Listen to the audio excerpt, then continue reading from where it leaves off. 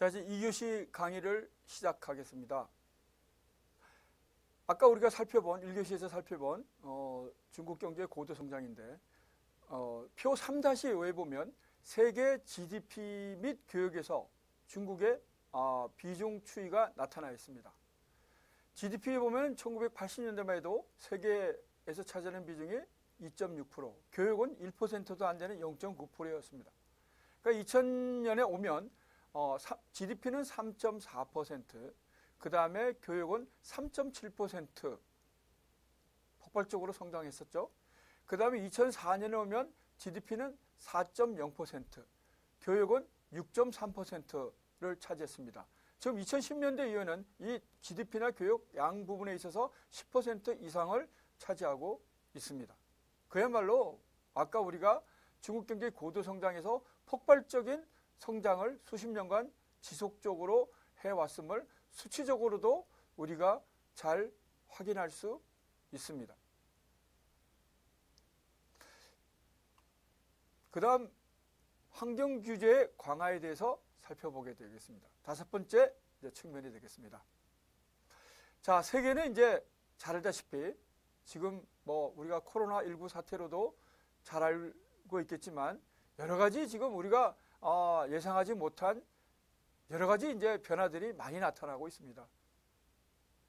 혹자들은 이것은 인류가 스스로 초래한 재앙이라고까지 하고 있습니다. 자, 지구온난화 문제는 우리가 잘 알고 있는데요. 이런 지구온난화에 억제해야 되는 문제, 그 다음에 대기 및 토양 오염 방지 문제, 이건 잘 아시죠? 이 문제에 대해서는. 그 다음에 그럼에도 불구하고 지속적인 경제 성장을 위해서는 환경 규제를 해야 되는 절박한 상황에 놓여 있습니다. 그동안 경제 성장을 하면서 너무나 무분별하게 이런 요인들에 대한 구체적인 그야말로 점검이 없이 해왔다는 그런 이제 얘기가 되겠죠. IPCC, 즉 Intergovernmental Panel on Climate Change, 즉 기후 변화에 관한 정부 간 협의체인데요. 이 IPCC의 연구 결과에 따르면 지구의 평균 기온이 지난 1세기 동안, 지난 100년 동안 약 0.6도씩 상승했고 2100년이 가면 1990년 대비 1.4도에서 5.8도 상승할 것으로 예상됩니다. 지금 어마어마한 변화입니다. 지금 지구 기온이 1도 상승함에 따라서 얼마나 많은 우리가 예상하지 못한 기후변화, 그 다음에 여러 가지 기후변화로 초래될 수 있는 여러 가지 생태계 변화가 초래되면 우리가 환경학자가 아니더라도 충분히 우리가 목도하고 있습니다. 그래서 결국은 여러 가지 교토 의정서, 선진국의 온실가스 배출 감축 의무를 규정한 이런 것들이 발효되기 있지만 아직까지 전 세계적으로 공조가 잘 이루어지고 있다고 얘기할 수는 없습니다. 특정 국가들은 이미 여기서 탈퇴한 바 있고요. 우리가 또 캐나다의 한 오류학자가 예상한 바에 따르면 향후 50년 내에 우리가 지금 먹고 있는 어류 종류의 50%는 사라질 것으로 경고하고 있습니다. 또 어떤 사람들은 지금 벌이 지금 상당히 이제 개체수가 적어지고 있는데요. 꿀벌이 사라지면 지구는 5년 내에 멸망할 것이다. 이렇게 예상하는 사람도 있습니다. 이게 잘 모르실 텐데요. 꿀벌이 결국 여러 가지 우리가 지금 먹고 있는 채소류, 과일을 비롯해서 이런 거에 결국 어마어마한 영향을 미치고 있습니다. 자, 이런 것들이 결국 환경의 변화에 대한 여러 가지 전문가들의 경고인데요. 이미 우리는 아까 말씀드린 대로 이런 환경의 변화로 인해서 초래되는 여러 가지 이제 사항들에 대해서 충분히 잘 인지하고 목도하고 있습니다. 그래서 우리가 이제 구체적으로 보면 유럽연합 같은 경우에 청정 생산 및 자원순환형 사회경제 시스템을 구축하기 위해서 환경규제를 강화하고 있는 대표적인 지역이라고 볼 수 있겠죠. 우선 유럽연합의 주요 환경 규제 내용을 보면 2003년 7월부터 일찍이 결국 자동차 부품 소재의 중금속, 순이나 납 등 이런 중금속 함유량을 규제하는 폐자동차 처리 지침을 시행하고 있습니다. 또한 2006년 7월에는 유해물질 사용 제한 지침, 즉 납수은 등 유해물질이 포함된 전기 전자제품의 판매를 금지하는 것입니다. 시행하고 있고요. 그 다음에 2007년 1월에는 전기 전자제품 폐기물 처리 지침을 시행하고 있는데 여기에는 전기전자제품별 회수, 재사용, 재활용 비율을 요구하는 것입니다. 유럽연합이 선도적으로 이런 환경과 관련해서 환경을 보존하기 위한 여러 가지 이제 규제하는 내용들을 시행하고 있는 것을 잘 알고 있습니다.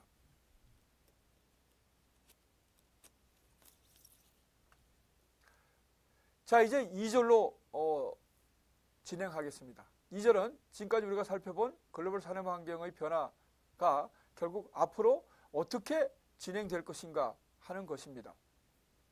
그래서 여기도 6가지로 급격하게 변화될 것으로 6가지 형태로 우리가 분류할 수 있겠습니다. 첫 번째는 기술의 혁신이 가속화된다는 측면입니다. 아까도 언급드렸습니다마는 우리가 흔히 6T, 새로운 이제 신기술 산업인 6T, IT, BT, NT, ET, ST, CT 등 이 6T 산업들이 발달되고 융복합화되면서 IBT, ICT 뭐 등등이죠. 이렇게 융합하고 복합화되면서 결국 에너지, 소재, 제조 공정 및 삶의 질 측면에서 급격한 변화가 예상되고 있습니다. 두 번째로는 아까도 봤습니다마는 글로벌화가 더욱더 확산될 것이고 따라서 글로벌 분업 구도가 재편되는 것이 심화될 것이라는 전망입니다. 우선 지역경제 블록, 아까 우리가 봤던 FTA 등으로 나타나는 지역경제 블록, 또한 광역집적지역. 자, 이것은 광역집적지역이란 메가리전이라고 명명되는데요. 이 메가리전이란 한 나라 내에서 인접한 주요 도시들을 거점으로 한 경제활동 지역을 의미합니다. 예를 들면 우리 동북아에서 베이징, 텐진 지역, 그 다음에 도쿄, 서울 뭐 이런 지역들이 이제 되겠습니다. 이런 광역 집적 지역을 축으로 해서 글로벌화가 확산되고 이에 따라서 글로벌 분업 구도가 재편될 것이라는 것입니다. 자, 그러면 이제 글로벌 분업 구도가 재편되는 것이 심화될 뿐만 아니라 세 번째 측면은 글로벌 분업 구도 변화 또한 가속화된다는 것입니다. 자, 여기는 뭐 우리가 살펴볼 수 있는 측면은 선진국 인구가 고령화되고 있고 이런 선진국 인구의 고령화 측면이 결국 글로벌 분업 구도 변화를 가속화시키고 고령 및 여성 근로인력 비중이 확대됨을 유발시키게 됩니다. 예를 들면 어느 지역이고 지금 이제 뭐 고령화는 피할 수 없는 그런 이제 현상이죠. 물론 고령화는 개인적으로는 뭐 좋은 일이라고 볼 수 있겠습니다만은 이것이 국가적, 사회적으로 또는 글로벌하게 미치는 영향은 그야말로 뭐 상당히 이제 엄청난 영향을 미치고 있습니다. 우선 국가 재정이 엄청나게 많이 소요될 것이고요. 거기에는 뭐 연금을 포함해서 의료 비용 뭐 이런 것들이 이제 국가가 제대로 감내하지 못할 때 이미 우리가 지금 유럽의 일부 국가들에서 보고 있듯이 결국 언젠가는 모든 국가가 고령화라는 현상을 직면하게 되면 시차는 다르지만 필연적으로 미리 잘 대비하지 않을 경우 엄청난 국가적 경제적 어려움에 직면하게 되면 유럽 일부 국가들, 뭐 주로 이제 남부 유럽, 스페인, 포르투갈, 그리스 등을 통해서 우리가 그동안 유럽 지역 대부분이 선진국 국가들인데 이들 선진국 국가들의 일부에서도 이미 나타나고 있고 이러한 파급 영향이 중, 서부 유럽까지 지금 확산되고 있으면 우리가 현재 목도하고 있습니다. 자, 뭐 그런 측면에도 불구하고 또한 새로운 여러 가지 이제 산업들을 파생시키고 있는데요. 예를 들면 실버 산업이라는 것입니다. 고령화되면서 주택의 형태, 그 다음에 여러 가지 이제 헬스케어 부문, 건강, 의료 관련 산업들이 또한 새로운 이 고령층을 대상으로 새로운 변화를 겪게 되는 것입니다. 또 하나는 이제 독신자가 증가함으로써 독신자가 또한 증가하게 되죠. 독신자가 증가함으로써 뭐 예를 들면 지금 젊은이들의 결혼에 대한 이런 그 비율이 상당히 낮아지고 있고 또 그 연령도 지금 높아지고 있지 않습니까? 자, 이런 현상들로 인해서 독신자가 증가되고 있는데 이 독신자가 증가됨으로써 소형주택이 결국은 수요가 증대되는 점, 그 다음에 식문화. 우리가 보면은 뭐 이 식문화도 보면은 여러 가지 현상이 나타나고 있죠. 우선 뭐 칸칸이 나눠져서 이미 일본에서는 뭐 일반화되고 있는데요. 우리의 경우에도 최근에는 나타나고 있더군요. 보니까 이제 마치 독서실에서 공부하는 우리가 그 칸막이처럼 식당도 개별적으로 나눠져 가지고 옆에 사람들이 무엇을 먹는지 어떻게 행동하는지 별로 케어하지 않아도 되는, 케어할 필요도 없는 이런 형태로 지금 독신자들이 증가함으로써 변화하고 있는 것이죠. 또 하나는 가구 문제도 그렇습니다. 전통적으로 우리가 뭐 4인 가족, 3인 가족 이런 형태가 아니고 결국 가전제품이나 가구 등이 소형화되고 있지 않습니까? 아까 식문화도 말씀드렸습니다만 1인용 이런 패스트푸드가 또 이렇게 나오고 있죠. 간편식으로서. 자, 이런 것들이 이제 새롭게 나타나고 있는 현상이죠. 또 하나의 현상은 아까 이제 독신자 증가와 관련해서 특히 이제 젊은 여성들이 혼인에 대해서 뭐 국가마다 정도의 차이는 있습니다만은 이 혼인 문제에 대해서 이 젊은 여성들이 혼인이 선택사항이다. 물론 이거는 뭐 젊은 남성의 경우에도 증가하고 있습니다만은 여성의 경우가 훨씬 더 가파르게 이 비율이 높아지고 있습니다. 젊은 여성들이 굳이 혼인을 안 해도 되는, 물론 여기는 이제 사회 경제적인 변화가 초래시킨 바가 있죠. 물론 뭐 여기는 그 동등한 교육, 어쩌면 뭐 남성보다 훨씬 더 높은 수준의 교육을 받고 있는 것이 여성들의 현실입니다. 젊은 여성들의. 그래서 이들 여성들이 결국 사회에 활발히 참여함으로써 결국 사회에서 성공하는 것이 훨씬 더 중요한 본인의 삶의 과제가 되고 있습니다. 그래서 흔히 얘기하는 우리가 흔히 얘기하는 골드미스라고 하는 현상이 나타나고 있는데요. 골드미스는 결국 고학력, 고소득의 전문직, 미혼이니까 당연히 독신이겠지만 미혼, 독신 여성을 의미합니다. 그래서 이들 골드미스가 소비의 중요한 축으로서 부상하고 있는 것입니다. 자, 이런 것들이 이제 보다 넓게는 글로벌 분업구도 변화가 가속화되는 측면을 아까 제가 고령화 현상과 이런 독신자 증가 문제, 그리고 독신 여성의 고학력, 고소득 여성의 이런 골드미스 현상을 가지고 설명을 드렸습니다. 자, 이제 네 번째 전망은 제조업의 서비스화 확대입니다. 결국 산업 간 융합이 심화되면서 결국 제조업의 서비스화도 촉진되고 이러한 경험가치 제공하는 중요성이 더욱더 증대될 것으로 전망되고 있습니다. 다섯 번째 전망은 환경 규제가 강화될 것이고 에너지 개발의 필요성이 증대될 것이다. 이것도 충분히 우리가 예상할 수 있죠. 결국 환경 규제 문제는 아까 이제 환경 여러 가지 오염적인 측면들, 대기 오염, 수질 오염, 기타 여러 가지 지구 온난화 문제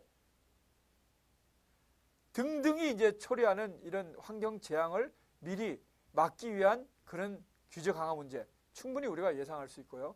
그 다음에 이제 에너지 문제인데요. 에너지 문제가 결국 새로운 에너지를 개발하는 것도 중요하지만 기존 에너지를 더욱더 효율적, 효과적으로 활용하는 것도 상당히 중요합니다. 지금 인류는 여러 가지 이제 지금 제일 이런 중요한 에너지가 석유, 천연가스겠죠.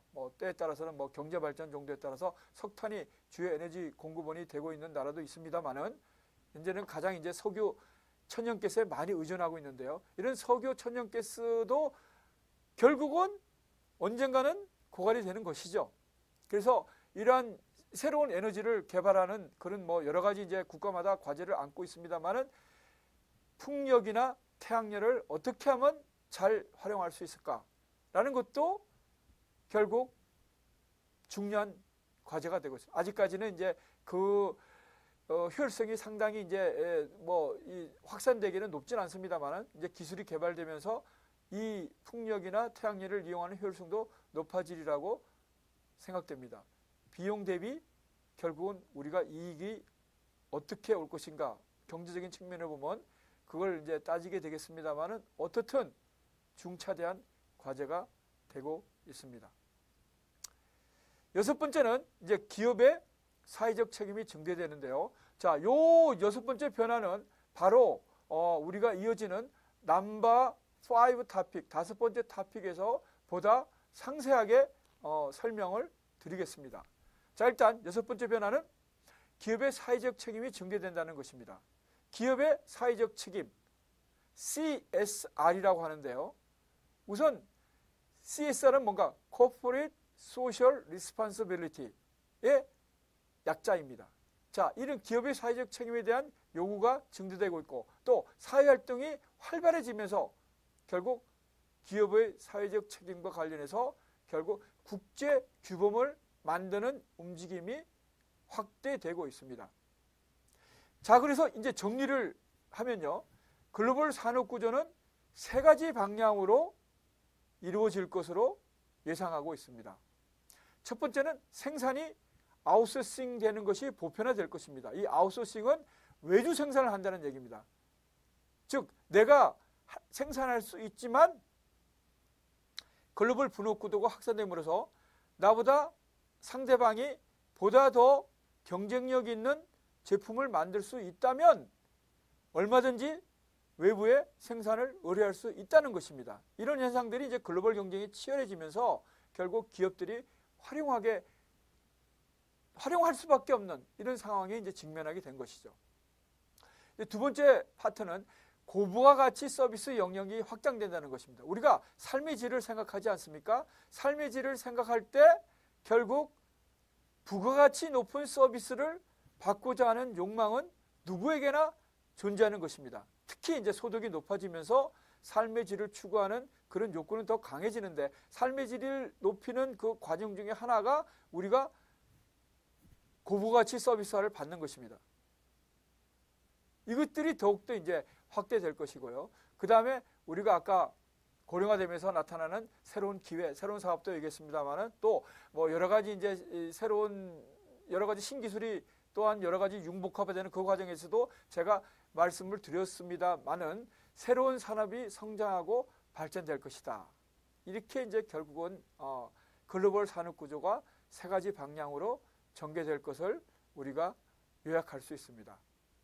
또 하나의 우리가 이 토픽에서 발표본 이제 지역 구도, 즉 지역화 현상이죠. 이 지역화 현상도 역시 세 가지 방향으로 전개될 것으로 예상하고 있습니다.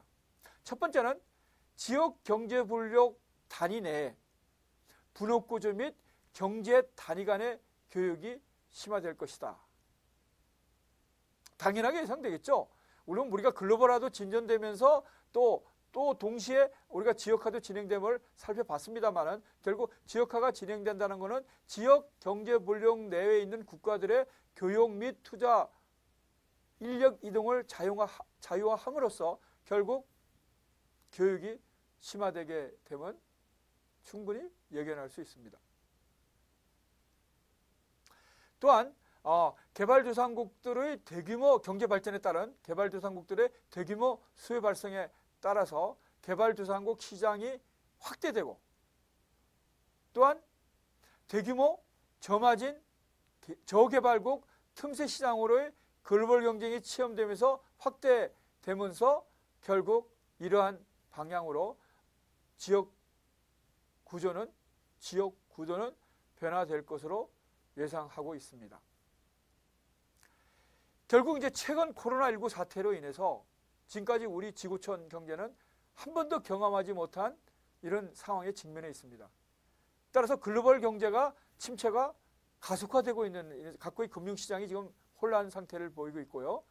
미국 달러에 대한 이 가수요가 투기적인 수요까지 가세하면서 그 이전에는 한 번도 보지 못한 이런 글로벌 경제 상황에 직면해 있습니다.